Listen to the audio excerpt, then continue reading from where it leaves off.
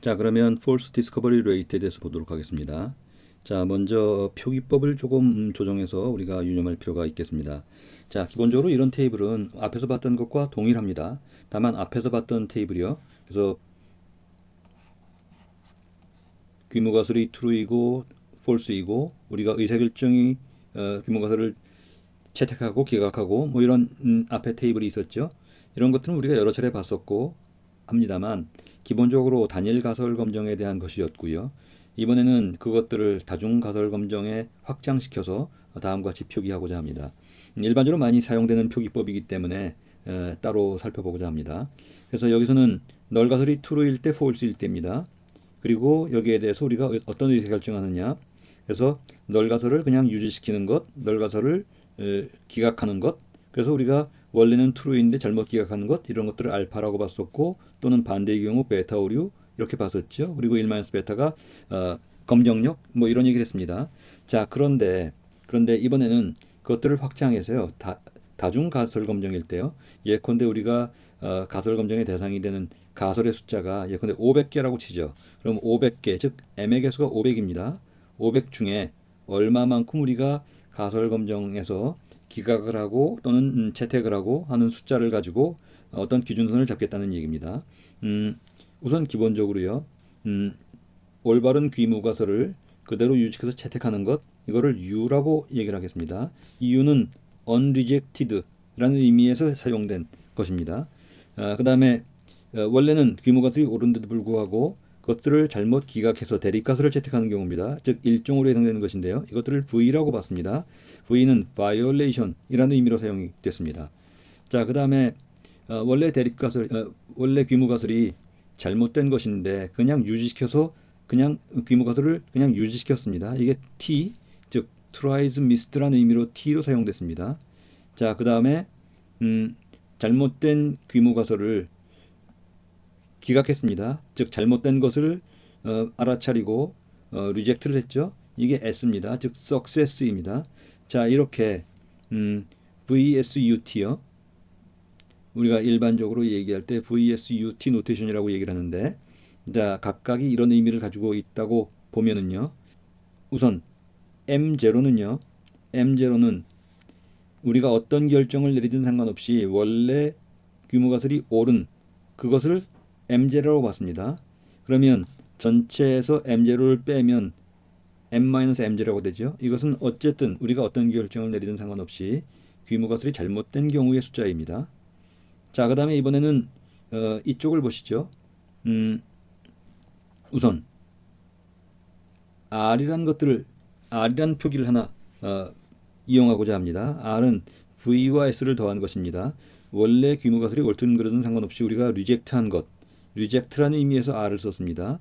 그러면 원래의 귀무가설이 옳든 그르든 상관없이 우리가 기각시키지 않고 유지시키는 것, 그것은 M-R이 될 겁니다. 이렇게 본다면 우리가 앞에서 봤던 표기가 여기서 유래된 것인데요. Family Wise Error Rate는 Probability of V가 하나 이상인 것이었죠. 이때 V라는 것은 타입 1 에러 일종 오류의 개수입니다. 일종 오류가 하나 이상 발생될 확률을 얘기했었죠. 자, 이번에는 R분의 V를 보겠습니다. R분의 V라는 것은 리젝트, 전체 리젝트한 것 중에 실제로는 귀무가설이 옳은데도 불구하고 잘못 판단한 것, 즉 일종 오류의 개수입니다. 전체 리젝트한 것 중에 일종 오류의 개수, 이것을 우리가 기준으로 삼고자 하는 것인데 다만 이때 R이나 V 등등은 전부 실제 정답이 무엇인지를 알고 있을 때입니다만 우리는 데이터만 가지고는 그것이 올바른 것인지 그른 것인지 알 수가 없죠. 그래서 여기에 그 기대값을 적용시켰습니다. 그래서 expectation of R분의 V 전체 리젝트한 것 중에 실제로 알파로 해당되는 것, 이 비율을 expectation으로 놓고 그것을 바로 false discovery rate라고 정의를 했습니다. 자, 그래서 우리는 false discovery rate를 기준으로 해서 무언가 family wise error rate가 갖고 있던 그런 제한점을 극복하고자 하는 것이죠. 자, 이상의 사항을 우리가 그림으로 좀 살펴보고자 합니다. 우선 단일 가설 검정일 때의 그림입니다. 두 개의 분포가 있습니다. 즉 귀무가설의 분포, 대립가설의 분포입니다. 그런데 우리가 여기 버티컬 바이어 이 수직선에 의해서 의사결정을 하게 됩니다. 의사결정을 하면 원래는 귀무가설이 오른데 자칫 대립가설을 귀무가설을 기각하고 대립가설을 채택할 위험성, 이게 false positive이죠. 그리고 원래는 대립가설이 오른데 귀무가설을 유지시킬 때 이게 바로 false negative입니다. 그래서 이 의사결정을 어떻게 하면 false negative와 false positive를 합친 전체 에러의 총량이 최소가 되겠는가. 그래서 올바른 의사결정을 위해서는 바로 이 마주치는 점 이쪽으로 이동시켜야 된다 하는 점이 원래의 이 그림이 나타내는 바이죠. 그리고 그것들을 receive operating curve로 운영 특성 곡선으로 나타내면 이렇게 표현할 수가 있었습니다. 자, 이것은 단일 가설에 대한 것인데요. 이것들을 그대로 확장해서 다중 가설로 우리가 이용할 수가 있습니다. 자, 앞에서의 그림이 단일 가설 검정에 대한 것이었다면 그것을 확장해서 다중 가설 검정으로 적용시킨 것이 이번 슬라이드에서 나온 그림입니다. 여기도 두 개의 분포가 있는데요. 하나가 널 분포이고 다른 하나가 얼터너티브 디스트리뷰션입니다. 널 디스트리뷰션은 널 가설, 즉 귀무 가설이 오를 때의 검정 통계량의 분포를 나타내고, 얼터너티브 디스트리뷰션은 대립 가설이 오를 때의 검정 통계량의 분포를 나타냅니다. 그리고 마찬가지로 이 수직선이요. 여기서는 지금 점선으로 표현되어 있습니다만 이것이 이제 스트레치홀드에 해당돼서 우리의 판단 기준이 될 겁니다. 이 그림은 말씀드린 것처럼 다중 가설 검정에 대한 것이어서 예컨대 우리가 검정 대상이 되는 가설의 숫자가 예컨대 500개 뭐 이럴 때를 생각하시면 되겠습니다. 자, 이때 이 스레시홀드가 왼쪽으로 움직이면요 그만큼 이 대립 가설이 오른 것들을 반영하는 것이기 때문에 이 트루 디스커버리의 이 면적은 점점 커질 겁니다만은 대신에 미스트 디스커버리의 확률은 그만큼 작아지게 될 겁니다. 반면에 이 기준선, 이 점선이 점점 왼쪽으로 올수록 원래 귀무 가설을 기준으로 본다면 false discovery의 위험성도 점점 조금씩 커지게 되는 그런 효과를 나타내게 될 겁니다. 반면에 스레시홀드가 오른쪽으로 이동하면요, 그러면 이 원래 오른 이 대립 가설이 오른 분포, 즉 얼터너티브 디스트리뷰션으로 볼 때 스레시홀드가 오른쪽으로 움직인다면 이번에는 미스트 디스커버리의 확률이 점점 높아질 겁니다. 이들 양쪽 사이에 트레이드오프 관계가 있다는 것이죠. 그리고 이때 false discovery rate라는 것은 전체 디스커버리 중에 false discovery가 발생될 빈도수, 이것들을 false discovery rate라고 할 수 있을 겁니다.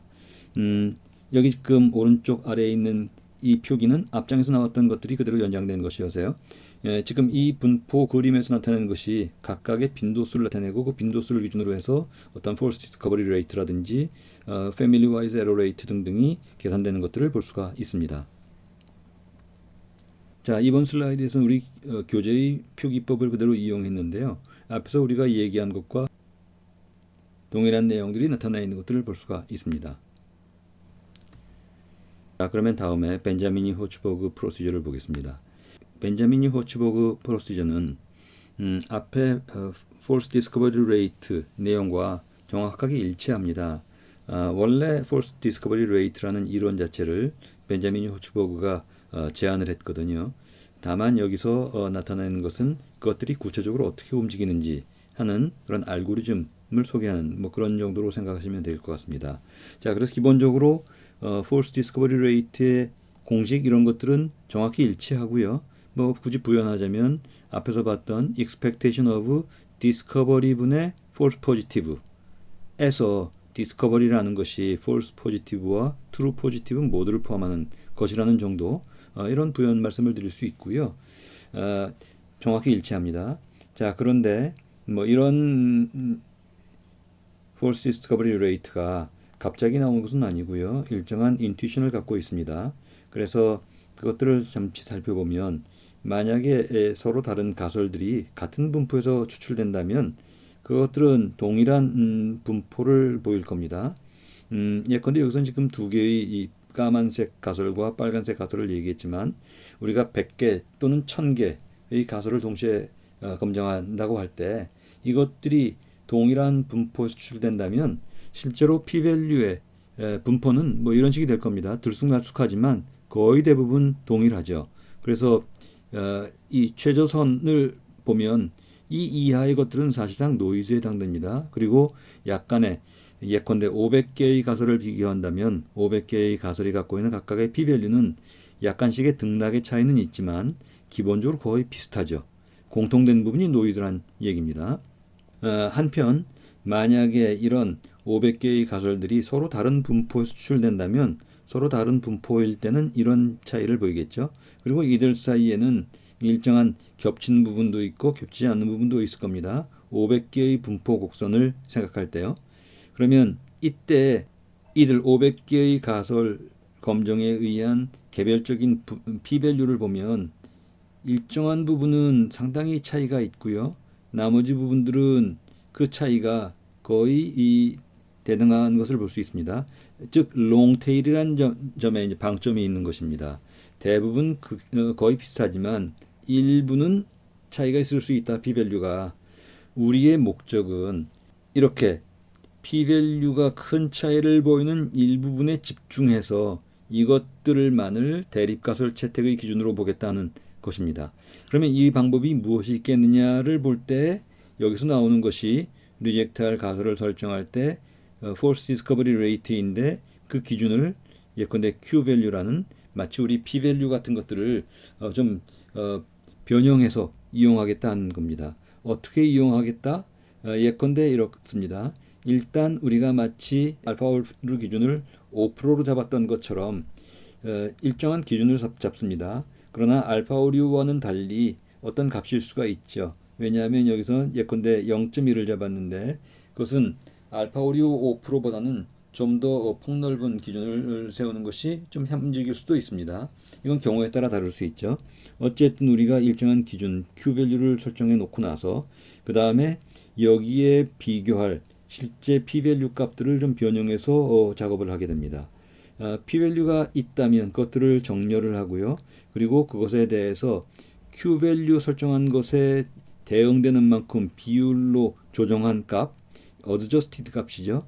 이 값과 p-밸류를 비교하면서 그 중에 높은 값을 가지고 와서 그것을 L이라고 놓고요. 그러면 원래 p-밸류와 p의 L-밸류를 비교하면서 결정하겠다는 얘기입니다. 이런 결정을 통해서 동일한 분포에서는 별로 볼 수 없었던 분포가 다른 경우에 어떤 것이 크게 다른가 하는 것들을 분류해내겠다는 겁니다. 자, 실제로 이 작업의 내용은 여러분들 이해를 돕기 위해서 엑셀 파일을 한번 이용해 볼까 합니다. 자, 다음에 보시는 엑셀 파일을 한번 가지고 말씀을 드릴까 합니다.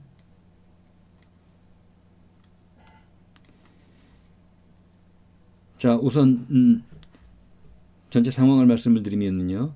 지금 8개의 가설을 서로 비교한다고 얘기를 해보죠. 자, 이때 p-밸류 8개가 있습니다.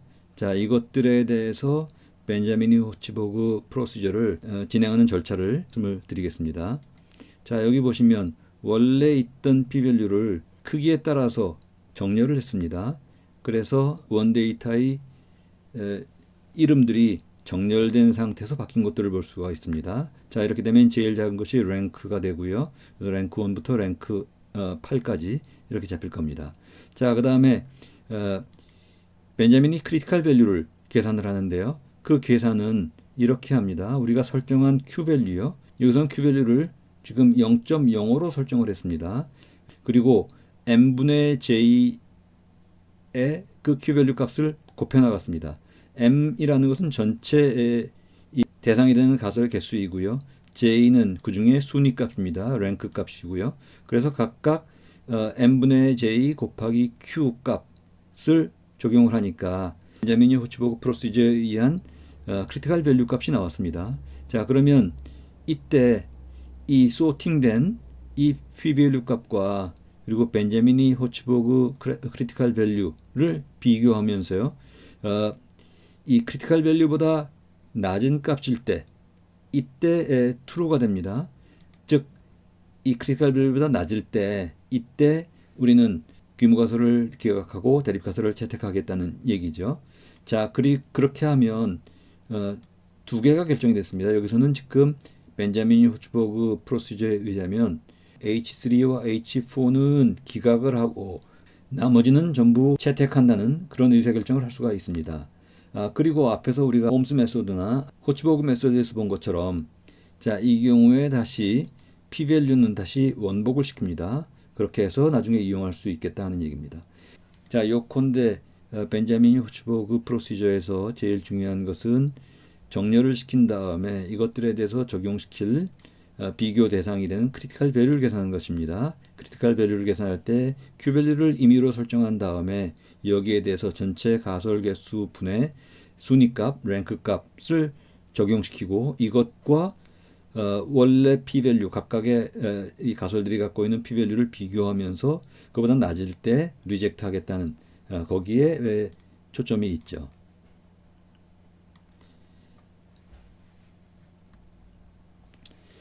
자, 이 기준에 의해서 적용을 시키면 예컨대 알파 값에 따라서 우리가 채택 또는 기각시키는 규모 가설의 개수가 달라지는 것들을 볼 수가 있습니다. 여기 지금 그림은 우리 펀드 데이터셋을 적용한 것인데요. 녹색 선이요. 이거는 본페로니 방법론에 의해서 적용시킨 것입니다. 반면에 이 직선은 false discovery rate에서 적용시킨 것이죠.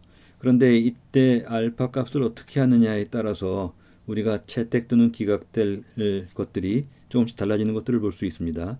예컨대 알파가 0.1일 때부터 조금씩 우리가 기각시킬 것들이 선정이 됩니다.